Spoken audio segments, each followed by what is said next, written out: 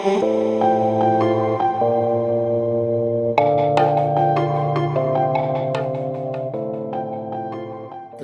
ദൈവത്തിന് മഹത്വം ഉണ്ടായിരിക്കട്ടെ.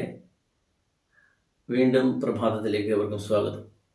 ലൂക്കോസിൻ്റെ സുവിശേഷം 2-ാം അധ്യായം അതിൻ്റെ 11-ാം വാക്യം. കർത്താവായ ക്രിസ്തു എന്ന രക്ഷിതാവ് എന്ന ദാവീദിൻ്റെ പട്ടണത്തിൽ നിങ്ങൾക്കായി ജനിച്ചിരിക്കുന്നു. കർത്താവായ ക്രിസ്തു എന്ന രക്ഷിതാവ് എന്ന ദാവീദിൻ്റെ പട്ടണത്തിൽ നിങ്ങൾക്കായി ജനിച്ചിരിക്കുന്നു. ക്രിസ്തു ജനിച്ചിരിക്കുന്നു. ഇന്ന് ക്രിസ്മസ് ആഘോഷിക്കുകയാണ്. അപ്പോൾ ലോകമൊക്കെയും സമാധാനമെന്ന് നമ്മൾ പറയുമ്പോൾ, സന്തോഷത്തിൻ്റെ അനുഭവം എന്ന് പറയുമ്പോൾ, ഇത് ഒരു സത്യമായ ഒരു പ്രസ്താവനയാണ്. അതായത് ലോകമെങ്ങും അശാന്തിയും അസമാധാനമാണ്. ഏത് രാജ്യത്തെ എടുത്തു, ഇപ്പം സിറിയയിലെ ആഭ്യന്തര കലഹമാണ്, പാലസ്തീനും ഇസ്രായേലും തമ്മിൽ യുദ്ധമാണ്, ഹമാസും യഹൂദന്മാരും തമ്മിൽ യുദ്ധമാണ്, ഇറാനിൽ പ്രശ്നമുണ്ട്, ഹൂതികളും അങ്ങനെയുള്ള കുറേയേറെ പ്രശ്നങ്ങൾ എവിടെയുമായിക്കോട്ടെ, കൊലവിളിയും മതത്തിന് തമ്മിൽ ആക്രമിക്കുമ്പോൾ അശാന്തിയുടെ ഒരു അനുഭവം ഉള്ളപ്പം നമ്മൾ പറയുകയാണ് ശാന്തി സമാധാനം, ശാന്തി സമാധാനം. ഇത് എങ്ങനെയാണ് സത്യത്തിന് നിരക്കുന്നതാകുന്നത്? ഒരു ജർമ്മൻ കഥ ഇങ്ങനെയാണ്.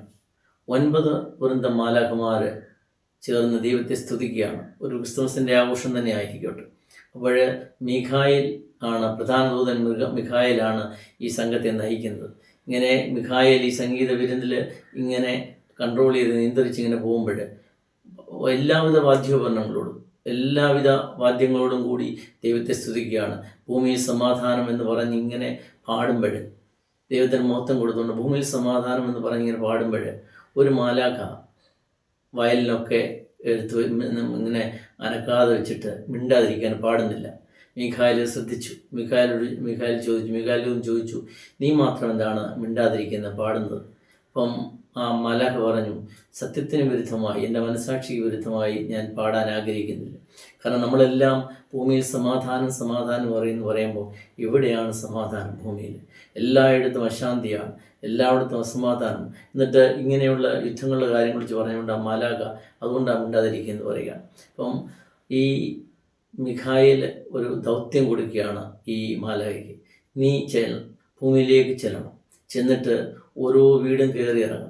എവിടെയൊക്കെ അസമാധാനമുണ്ടോ, അശാന്തിയുണ്ടോ, അവിടെയൊക്കെയും നീ ശാന്തി വരുത്തുവാനായിട്ട്, സമാധാനം വരുത്തുവാനായിട്ട് എണ്ണിക്കണം. അവിടെ ഹൃദയങ്ങളിൽ സമാധാനത്തിൻ്റെ ദൂത്, ഈ ക്രിസ്തുവിൻ്റെ ദൂത് നീ പറഞ്ഞു കൊടുക്കണം എന്ന് പറയുക. പ്രിയമുള്ളവരെ, ഇതൊരു കഥയായിരിക്കാം.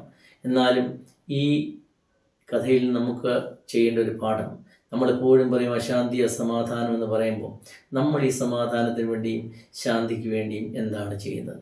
നമ്മളെക്കൊണ്ട് ചെയ്യാവുന്ന നമുക്ക് ചെയ്യാം. നമ്മുടെ പരിധിയിലുള്ള നമുക്ക് ചെയ്യാവുന്ന കാര്യങ്ങൾ നമുക്ക് നിസ്സാരമായി ചെയ്യാവുന്നേ ഉള്ളൂ. നമ്മൾ കുടുംബത്തിൽ നിന്ന് ആരംഭിക്കണം, വ്യക്തിയിൽ നിന്ന് ആരംഭിക്കണം. ഇത് ആരംഭിക്കുമ്പോഴാണ് ഓരോരുത്തരും ഈ സമൂഹത്തിലായാലും വീടുകളിലായാലും ഓരോരുത്തരും അങ്ങനെ എണ്ണിക്കുമ്പോൾ സമാധാനം തീർച്ചയായിട്ടും കൈവരും. അതിന് യാതൊരു സംശയവുമില്ല. ക്രിസ്തുവിൻ്റെ സമാധാനം എന്ന് പറയുന്നത് ഇതാണ്. ഏത് അശാന്തി ഉള്ളിടത്തും, അസമാധാനം ഉള്ളിടത്തും, അരാജകത്വം ഉള്ളിടത്തും അവിടെ ദൈവം പിറക്കുകയാണെങ്കിൽ ശാന്തിയും സമാധാനവും സന്തോഷത്തിൻ്റെ അനുഭവം വരും. അപ്പം അതുകൊണ്ട് യേശു പിറക്കത്തക്ക പോലെ, ക്രിസ്തു നമ്മുടെ ഉള്ളിൽ പിറക്കത്തക്ക പോലെയുള്ള ആ സാഹചര്യങ്ങൾ സൃഷ്ടിക്കുവാൻ നാം ഓരോരുത്തരും ബാധ്യസ്ഥരാണ്. ഇവിടെ കാലിത്തൊഴുത്തിൽ യേശുമ്പുരാൻ പിറക്കുകയാണ്. നമുക്കറിയാം കാലിത്തൊഴുത്തലിൻ്റെ അനുഭവം നമുക്കറിയാം. അവരുടെ ആ പശുക്കളുടെ ഒരു ഗന്ധമുണ്ട്, അതിൻ്റെ മലമൂത്ര വിസർജനത്തിൻ്റെ ഗന്ധമുണ്ട്, ചാണകത്തിൻ്റെ ഗന്ധം അല്ലെങ്കിൽ അതിൻ്റെ മൂത്രത്തിൻ്റെ ഗന്ധം രൂക്ഷഗന്ധമാണ്. കൊതുകുണ്ട്, ഭയങ്കര കൊതുകാണ്.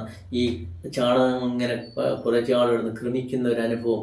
അവിടെ വല്ലാത്തൊരു അനുഭവത്തിൽ അവിടെ എങ്ങും സ്ഥലം കിട്ടുന്നില്ല. വലിയ വലിയ രാജകൊട്ടാരങ്ങളിലായാലും എവിടെയൊക്കെയോ ഈ യോസഫും ഗർഭിണിയായ മറിയവും കൂടി എത്രയോ കിലോമീറ്റർ താണ്ടിയാണ് വരുന്നതെന്ന് ആലോചിക്കണം. അവിടെ ഇങ്ങനെ കിലോമീറ്റർ താണ്ടി ഒരു സ്ഥലങ്ങളും ഇല്ലാതെ വരുമ്പോഴാണ് ഈ ഗോശാലയിൽ വരുന്നത്. ഗോശാലയുടെ അനുഭവം നമ്മൾ കണ്ടു. ഒരു അസമാധാനത്തിൻ്റെ പോലെ, ഞാൻ പറഞ്ഞ പോലെ രൂക്ഷഗന്ധത്തിൻ്റെയും വല്ലാത്ത ഒരു സാഹചര്യത്തിൽ യേശുമ്പുരാൻ അവിടെ നിന്ന് പിറക്കുമ്പോൾ അതൊരു സന്തോഷത്തിൻ്റെ അനുഭവമാകാൻ, ആ എല്ലാ അസൗകര്യങ്ങളും എല്ലാ അശാന്തിയും ഒക്കെ മാറണമെങ്കിൽ ക്രിസ്തു നമ്മുടെ ഉള്ളിൽ പിറക്കണം. അവിടെയാണ് വിദ്വാൻമാരായാലും ആട്ടിടയന്മാരായാലും സന്തോഷത്തിന് അനുഭവമെന്ന് നൃത്തമാടുന്ന അനുഭവം. അതുകൊണ്ട് ക്രിസ്തു നമ്മളിൽ പിറക്കത്തക്കവണ്ണം, നമ്മുടെ ഉള്ളിൽ ആ സമാധാനം വരത്തക്കവണ്ണം നമ്മൾ ഓരോരുത്തരും നമ്മുടെ വ്യക്തിപരമായ ജീവിതത്തിൽ, സമൂഹത്തിൽ നമ്മുടെ ഓരോരുത്തരുടെയും കടമയാണ് ഈ ലോകത്തിൽ സമാധാനം വരുത്താൻ വേണ്ടി.